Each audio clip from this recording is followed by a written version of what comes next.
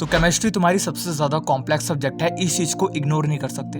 इसके अंदर तुम्हारे चैप्टर्स की क्वांटिटी भी ज़्यादा होती है और एक्चुअल में तुमने क्लास 11 के अंदर बहुत सारी गलतियां कर दी हैं। जिन गलतियों को तुम्हें नहीं करना था उन गलतियों को भी तुमने करा, लेकिन उन गलतियों को सुधारने का एक मौका तुम्हें मिल चुका है इस वीडियो को ओपन करके, क्योंकि मैं तुम्हें इस वीडियो के अंदर 4 महीने के अंदर तुम किस तरीके से अपनी पूरी केमिस्ट्री को कंप्लीट करोगे विद 3 बार रिवाइज करने के बाद। ये फिजिक्स की तरह 5 बार रिवाइज नहीं हो पाएगी, ये सिर्फ 3 बार रिवाइज होगी, बट जिस तरीके से रिवाइज होगी एक्चुअल में तुम उसको एक्सप्लोड कर दोगे अपने एंड में। क्लास 12 की सच्ची कह रहा हूं, एक्सप्लोड कर दोगे।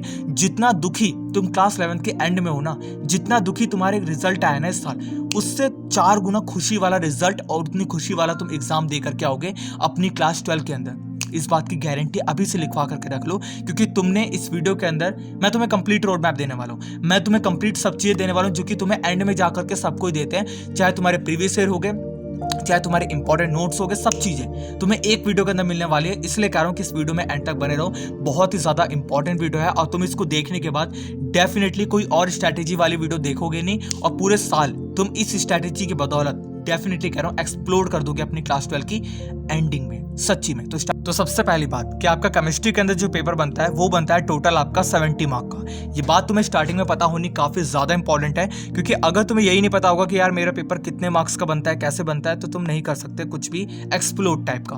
तो सबसे पहली बात 70 मार्क का पेपर बनता है, जिसके अंदर तुम्हारा सबसे ज्यादा जो इंपॉर्टेंट वाला पार्ट है ना, वो है तुम्हारी थ्योरी। एक्चुअल में तुमने यहाँ पे थ्योरी को स्किप करते हो। थ्योरी काफी ज्यादा इंपॉर्टेंट है रादर देन तुम्हारे न्यूमेरिकल्स। हाँ, न्यूमेरिकल्स इंपॉर्टेंट है, मैं नहीं कहूंगा कि बिल्कुल भी तुम्हारे इंपॉर्टेंट नहीं है, बट न्यूमेरिकल्स भी इंपॉर्टेंट है, बराबर लेकर के चलो। ऐसा नहीं कि तुम सिर्फ यहाँ पे न्यूमेरिकल्स पे ज्यादा ध्यान दे रहे हो कि नहीं यार न्यूमेरिकल्स कर लेता हूँ, आज बैठ करके ये कर लेता हूँ। नहीं, तुम्हारी थ्योरी में इंपॉर्टेंट है, तुम्हारे न्यूमेरिकल्स भी इंपॉर्टेंट है, दोनों ही को यहाँ पे इक्वल टाइप की वेटेज दो। बट तुम्हारा इस साल थोड़ा बहुत चेंजेस आएगा जो तुम्हारा सैंपल पर निकल करके आएंगे, तो मैं आपको बता दूंगा कि किस किस तरीके से तुम यहाँ पे डिवाइड करोगे अपने सेक्शंस को, वो बता दूंगा। बट अभी इतना मान के चलो कि थ्योरी वाला पार्ट और न्यूमेरिकल वाला पार्ट, उन दोनों को मुझे यहाँ पे बराबर लेकर के चलना है, रादर देन तुम यहाँ पे सिर्फ थ्योरी में लटके हो या फिर तुम न्यूमेरिकल्स में ज्यादातर जो है वो लटक जाते हैं बच्चे कि न्यूमेरिकल्स पहले कंप्लीट करूंगा, एंडिंग तक न्यूमेरिकल्स करते रहते हैं। ऐसा काम तुम्हें नहीं करना, क्योंकि तुम अब बनने जा रहे हो लेजेंड। इस चीज का ध्यान दो। इसके बाद तुम्हारे यहाँ पे कुछ चैप्टर्स हैं जो कि तुम्हारे कितने मार्क की वेटेज रखते हैं तुम्हें पता होना चाहिए। सॉल्यूशन चैप्टर है जो कि 7 मार्क की वेटेज रखता है, इलेक्ट्रोकेमिस्ट्री 9 मार्क की वेटेज रखता है, केमिकल काइनेटिक्स 7 मार्क की वेटेज रखता है, D and F block element 7 mark की, coordination compound 7 marks, haloalkanes and haloarenes 6 mark की वेटेज रखता है, alcohol phenols and ethers 6 mark की वेटेज रखता है, aldehyde ketones and carboxylic acid आपका 8 मार्क की, एमाइंस आपका 6 मार्क का और बायोमोलिक्यूल्स आपका 7 मार्क का। टोटल बन जाता है आपका 70 मार्क का पेपर। लेकिन इसके अंदर एक चीज का ध्यान दो कि तुम्हें यहाँ पे कोई भी चैप्टर ना ही ज्यादा इंपॉर्टेंट है और ना ही तुम्हारा यहाँ पे सबसे ज्यादा इजी है। दोनों ही सारे चैप्टर आपके इक्वल हैं। सारे चैप्टर आपके इक्वल हैं और इक्वल टाइप की वेटेज रखते हैं। ऐसा नहीं कि तुम यहाँ पे सिर्फ और सिर्फ यहाँ पे सॉल्यूशन पे ज्यादा ध्यान दे रहे हो, नहीं, इलेक्ट्रोकेमिस्ट्री पे ध्यान दे रहे हो, एल्डिहाइड केटोन्स और कार्बोक्सिलिक पे ज्यादा, ऐसा कुछ नहीं करना। सबको तुम्हें बराबर से यहाँ पे देखना है, क्योंकि सारे चैप्टर तुम्हारे जो है वो बहुत ही ज्यादा इंपॉर्टेंट है और इक्वल टाइप के वेटेज रखते हैं। कुछ ज्यादा, बिल्कुल ज्यादा अंतर नहीं है भाई, बिल्कुल ज्यादा अंतर नहीं है, इतना तुम ध्यान दो। इसके बाद सबसे पहले हम लोग स्टार्ट करेंगे कि तुम्हें ऑर्गेनिक केमिस्ट्री को किस तरीके से पढ़ना है और कैसे कंप्लीट करना है। सबसे पहली बात ध्यान से सुनना, ऑर्गेनिक केमिस्ट्री पढ़ने से पहले या फिर किसी भी केमिस्ट्री को पढ़ने से पहले मैंने एक वीडियो बना रखी है, ये वाली। इस वीडियो के अंदर मैंने तुम्हें 11th की जितने भी इंपॉर्टेंट चैप्टर्स हैं, जितने भी इंपॉर्टेंट टॉपिक्स हैं, वो सारे के सारे बता रखे हैं। वो तुम्हें पहले आने चाहिए, नहीं तो क्लास 12 के कुछ नहीं समझ में आएगी। तो यहाँ पे सबसे पहला काम है, अभी इस वीडियो के बाद जाकर के इस सारे की सारी वीडियोस, इस वीडियो को देख लेना, डिस्क्रिप्शन में लिंक मिलेगा तुम्हें। उस वीडियो के अंदर तुम्हें 11th की इंपॉर्टेंट टॉपिक्स मिल जाएंगे, चैप्टर मिल जाएंगे, जो कि तुम्हें पहले कंप्लीट करना है। ये वीडियो बहुत ही जल्दी डल रही है, अभी तुम्हारे पास टाइम है। ऐसा नहीं कि यार एकदम पेपर के एंडिंग आ चुकी है, नहीं, तुम्हारे पास टाइमिंग है, तो तुम करोगे, एक्चुअल में तुम करोगे। इसके अलावा तुम्हारे पास मैं कोई कसर नहीं छोड़ूंगा। तुम्हें करना है, मतलब करना है, ठीक है, ये चीज का तुम ध्यान दो। इसके बाद अर्जेंट बात है, एक बहुत ही अर्जेंट है। अर्जेंट बात ये है कि आपको 30 से 40 डे ऑर्गेनिक केमिस्ट्री को डायरेक्ट देना है। एक भी दिन तुम्हारा नहीं छूटना चाहिए। मतलब मेरे यहाँ पे कहने का मतलब है कि तुम फिजिक्स और बायो या फिर मैथ, इन तीनों में से जो भी है तुम्हारे पास, सब पढ़ोगे, कोई कसर वाली बात नहीं है। बट जब बात आए तुम्हारी यहाँ पे केमिस्ट्री की, तो केमिस्ट्री के अंदर तुम्हें एक चीज का ध्यान देना है कि मैं केमिस्ट्री में कोई और इनऑर्गेनिक टाइप का, अदर टाइप का कुछ नहीं पढ़ूंगा। मैं सिर्फ फोकस दूंगा 30 से 40 दिन डायरेक्ट ऑर्गेनिक को। अगर तुम इसके अंदर उड़ उड़ के पढ़ोगे ना ऑर्गेनिक के अंदर, तुम अगर मान लो 10 दिन दे दिए, फिर सोचे कि अब मैं इनऑर्गेनिक करता नहीं इसके कर लेता हूँ, तो तुम एंडिंग में जा करके तुम्हारा ना ऑर्गेनिक कंप्लीट होगा, ना तुम इनऑर्गेनिक के रहोगे, ना तुम इधर के रहोगे। फिर तुम्हें वही दिक्कत आ जाएगी जो कि क्लास 11th के एंड में आगे तुम्हें दिक्कत। तो वो एंडिंग नहीं चाहते हो तो तुम यहाँ पे इतना ध्यान दो कि 30 to 40 डे मैं अपनी दूंगा और लेजेंड तरीके से दूंगा। ये बात का तुम्हें अच्छे से ध्यान देना है। इसके बाद जो नेक्स्ट पार्ट है तुम्हारा एनसीईआरटी।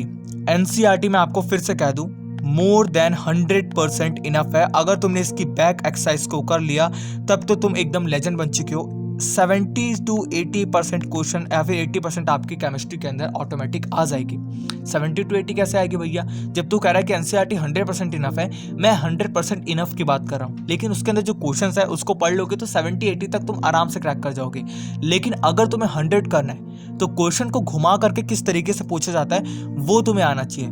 वो क्या होता है? वो होता है तुम्हारा प्रीवियस ईयर क्वेश्चन। अभी बात करेंगे इसके ऊपर, बट अभी इतना सुन के चलो कि वो होता है आपका प्रीवियस ईयर क्वेश्चन, जिससे तुम्हें यह समझ में आता है कि अच्छा इस तरीके को क्वेश्चन आते हैं। अरे ये हरामी होते हैं सीबीएसई वाले, इन्होंने घुमा करके दिया हमें क्वेश्चन को। तो ये बात तुम्हें समझ में आएगी कब? जब तुम प्रीवियस ईयर क्वेश्चन को देखोगे। आता सारा टॉपिक है सबको, लेकिन एंडिंग में क्या होता है ना, क्वेश्चन अलग तरीके से देते हैं। वो समझना होता है प्रीवियस ईयर क्वेश्चन से, बस और कुछ नहीं होता। इसके बाद हो सकता है कि तुमने यहाँ पे ट्यूशन ले रखा हो सकता है कि कोचिंग ले रखी हो सकता है कि तुम यहाँ पे यूट्यूब की फ्री वीडियो से पढ़ रहे हो। कोई दिक्कत की बात नहीं भाई। कभी भी ना अपने को ये मत मानना कि मैं फ्री वीडियो से पढ़ रहा हूँ तो मेरी क्लास 12 के अंदर अच्छी परसेंटेज नहीं आएगी। मैंने देख रखा है कि यहाँ पे फिजिक्स वाला का चलता रहता है ऐड, या फिर किसी और कंपनी का ऐड चलता रहता है। मुझे उनके कोर्सेज लेने इंपॉर्टेंट है। अगर आप चाहते हो लेना, आप ले सकते हो, वेल एंड गुड है। कोई भी कंपनी, यार अकेडमी है, बहुत सारे हैं, मैं नहीं कहूँगा किसी एक का, किसी का भी ले सकते हो। बट अगर तुम यहाँ पे यूट्यूब से पढ़ना चाहते हो फ्री ऑफ कॉस्ट में, तो वो भी तुम्हारे पास चांसेस है। ये भी ध्यान दो। ऐसा नहीं कि यार तुम अगर पैसे नहीं तो तुम यहाँ पे जबरदस्ती कहीं से चंदा मांग करके, चंदा कह रहा हूँ, उधार मांग करके, नहीं, कोई जरूरत नहीं उधार मांगने की। बहुत सारे अच्छे कंटेंट है तुम्हारे पास। ट्यूशन और कोचिंग तुम्हारा इसीलिए काम आते हैं कि तुम डिसिप्लिन के साथ पढ़ो। 10 से 12 का टाइमिंग होता है तुम्हारा कोचिंग जाने का, या फिर 10 से 12 तुम्हारी लाइव क्लासेस चालू हो जाएंगी ऑनलाइन की। तो तुम्हें पता है कि 10 से 12 मुझे बैठना है। फ्री वीडियोस का क्या पड़ी हुई है यार, देख लेंगे, अभी तो पार्टी करेंगे, अभी तो ऐश करेंगे। ये होता है इसका फ्री वीडियोस में, ये होता है। फ्री वीडियोस को लेजेंड बच्चा कर सकता है। लेजेंड बच्चे का मतलब है कि वो अपने डिसिप्लिन को कभी तोड़ेगा नहीं। उसको पता है कि मेरा फोकस है, वो इसके अलावा देखेगा भी नहीं इधर उधर। मैं पढ़ाई करूंगा 10 से 12 में, उसी के बाद उठूंगा तब कुछ करूंगा। ये होता है एक लेजेंड बच्चे की निशानी। ये भी लेजेंड बच्चे होते हैं, ऐसी बात नहीं है, बट डिसिप्लिन चलता रहता है ट्यूशन के अंदर। और इन बच्चों का जो है वो डिसिप्लिन बनाना पड़ता है खुद से, मतलब खुद मेक करना पड़ता है उनको डिसिप्लिन। इसके अंदर टाइमिंग फिक्स होती है तो डिसिप्लिन ऑटोमेटिक जो है वो मेक हो जाता है। इसके बाद जब मान लो यहाँ पे, हाँ, जब तुम यहाँ पे कोचिंग से पढ़ रहे हो या फिर तुम यूट्यूब से पढ़ रहे हो, तुम्हें कुछ ना कुछ लेक्चर्स में लिखा आ रहा होगा, है ना, यहाँ पे ऐसे जैसे लिखा आ रहा है, उसको तुम्हें लिखते हो चलना है अपनी ओन लैंग्वेज के अंदर। ओन नोट्स, खुद के नोट्स तुम्हें मेक करने हैं। खुद के नोट्स को बनाने का मतलब क्या होता है मैं बता दूं, आप उसको हिंदी में भी मेक करोगे। जैसे मान लो पढ़ाया गया है कि अच्छा, केमिकल को अगर हम इसके अंदर डाल देते हैं ना, तो ये जैसे एक लड़का है, इस लड़के को अगर हमने केमिकल दिया, तो ऐसे तुम बना करके छोटी छोटी ड्राइंग को भी बना करके ना तुम अपने टॉपिक को समझा सकते हो कि अच्छा ठीक है यार, मैं टॉपिक को समझा के अपने खुद के नोट्स को मेक करूंगा। अगर तुम ऐसा करते हो तो तुम समझ जाओ कि एंडिंग में तुम्हें बहुत फायदा मिलेगा, बहुत फायदा मिलेगा। अभी तुम्हें लग रहा होगा कि मजाक चल रहा है, लेकिन एंडिंग में तुम्हें जाकर के बहुत फायदा मिलेगा। इसके बाद नीचे तुम्हें यहाँ पे नोट्स दिए गए हैं। जो नोट्स है तुम्हारे बेस्ट नहीं, अल्ट्रा बेस्ट, उसके अंदर तुम्हारे प्रीवियस ईयर इंक्लूड है। उसके अंदर मतलब जो प्रीवियस ईयर में लगातार रिपीट हुए हैं, जैसे इस साल ही नहीं 2-3-4 बार रिपीट हो चुके हैं, वो टॉपिक तुम्हारे उसके अंदर इंक्लूड है। तो तुम देख सकते हो, मैं तुम्हें दिखा देता हूँ। ये रहे तुम्हारे वो वाले नोट्स जो कि काफ़ी ज़्यादा इंपॉर्टेंट है। और इसके अंदर देख सकते हो कि तुम्हारे सारे के सारे प्रीवियस ईयर में जो चीज़ें रिपीट थी उसको बहुत ही बेस्ट वे के अंदर लिखा गया है। अमन भैया के नोट्स हैं, अमन धतरवाल भैया के, मैं डायरेक्ट नाम लूँगा क्योंकि उनके नोट्स बेस्ट हैं। मैं खुद से मेक नहीं कर सकता नोट्स, क्योंकि इस लेवल के नोट्स जब भाई मौजूद है तो मैं पागल हूँ कि अपने टाइम को क्यों वेस्ट करूँ। मैं उसकी जगह आपको कुछ नया कंटेंट ला करके दे दूंगा जिसके ऊपर मैं अभी काम कर रहा हूँ। तो ये जो बेस्ट नोट है भाई मेरे को अमन धतरवाल सबसे बेस्ट लगते हैं, इसलिए मैं तुम्हें उनके नोट्स भी दे रहा हूँ। तो ये नोट्स तुम्हें नीचे डिस्क्रिप्शन में मिल जाएंगे और बहुत ही बेस्ट नोट है। इसके अंदर तुम्हारे यहाँ पे देख सकते हो कि प्रीवियस ईयर भी इंक्लूड है और जो तुम्हारे इंपॉर्टेंट है सबका सब चीज़ें जो है इसके अंदर इंक्लूड है। तो तुम इसको हैंड रिटन यूज़ कर सकते हो, और यूज़ नहीं, इसका अच्छे से निचोड़ निकाल करके यूज़ करना है, ये बहुत इंपॉर्टेंट है। इसके बाद ठीक है, अब यहाँ पे रुक जाओ। इसके बाद जो नेक्स्ट है तुम्हारा माइंड मैप्स। हाँ, माइंड मैप्स तुम्हें खुद से बनाने हैं। देखो हर साल तुम्हें मैं दे देता था, इस साल भी मैं तुम्हें दूंगा। इस नीचे डिस्क्रिप्शन में तुम्हें मिल जाएंगे माइंड मैप्स, लेकिन अभी नहीं डलेंगे। 1-2 महीने रुक जाओ, तब तुम्हारे माइंड मैप्स को मैं डालूंगा। तुम यहाँ पे खुद से ना एक चैप्टर के अंदर, एक पेज के अंदर उस पूरे चैप्टर को लिखने की कोशिश करो, या फिर 2 पेज के अंदर। तुम्हें माइंड मैप्स देता हूँ, उसके अंदर लिखा होता है ना एक पेज के अंदर पूरा, तो वो कैसे लिखा होता है, कोई ना कोई तो होगा बंदा जो लिखता है। तो वैसे ही तुम्हें यहाँ पे अपने एक चैप्टर को एक पेज या फिर 2 पेज के अंदर कंप्लीट करके लिखना है। ये तुम्हारा काम है। माइंड मैप्स को मेक करना काफ़ी ज़्यादा इंपॉर्टेंट है। अगर तुम ऐसा कर पाए तो तुम समझ जाना कि तुम्हारा सारा सिलेबस अच्छे से कंप्लीट हो रहा है। ये बात तुम्हें अच्छे से ध्यान देनी है। रिवीजन करना है तुम्हें कम से कम 3 बारी रिवाइज करना इंपॉर्टेंट है। मान लो ऑर्गेनिक की पढ़ रहे हो तुम लोग, यहाँ पे ऑर्गेनिक की बात करो अभी तक मैं, ठीक है। अभी हम इनऑर्गेनिक पे चलेंगे, तो उसके अंदर तुम्हें यहाँ पे कम से कम 3 बार रिवाइज करना काफ़ी ज़्यादा इंपॉर्टेंट है। और अगर तुम ऐसा कर लेते हो तो डेफिनेटली तुम लेजेंड बन जाओगे, और तुम्हें यहाँ पे हमेशा जो है वो रिवाइज रहेगा, ठीक है। अब आते हैं आपके जो इनऑर्गेनिक वाला पार्ट है। तो इनऑर्गेनिक वाले पार्ट के अंदर एनसीईआरटी पढ़ना इंपॉर्टेंट नहीं है। मैं तुम्हें बता दूं, इनऑर्गेनिक के लिए एनसीईआरटी तुम्हें समझ में शायद ही आएगी। एनसीईआरटी के अंदर काफ़ी हार्ड लैंग्वेज है, हार्श लैंग्वेज है, बहुत ही कॉम्प्लेक्स लैंग्वेज है। तो तुम उसके लिए यहाँ पे नीचे दिए गए नोट्स को प्रेफर कर सकते हो। नीचे दिए गए नोट्स से तुम यहाँ पे पहले स्टडी करना, और लेक्चर्स तुम्हें पता ही है कि यूट्यूब पे जा करके लेने हैं, तो लेक्चर से खुद के भी नोट्स को मेक करना, ये भी काफ़ी ज़्यादा इंपॉर्टेंट है तुम्हारा। और उसके बाद एनसीईआरटी के क्वेश्चन और प्रीवियस ईयर क्वेश्चन तुम्हारे लिए करने इंपॉर्टेंट है। प्रीवियस ईयर मैंने तुम्हें बता रखे हैं कि क्यों काम आते हैं, क्योंकि उससे तुम्हें ये पता चल जाता है कि एक्चुअल में अच्छा ये चीज़ इंपॉर्टेंट है, अच्छा ठीक है, तो मेरा इस चीज़ से जो है वो आराम से कंप्लीट हो जाएगा। अब इसके बाद कुछ इंपॉर्टेंट है, एक सेकेंड, फिजिक्स का, हाँ ठीक है।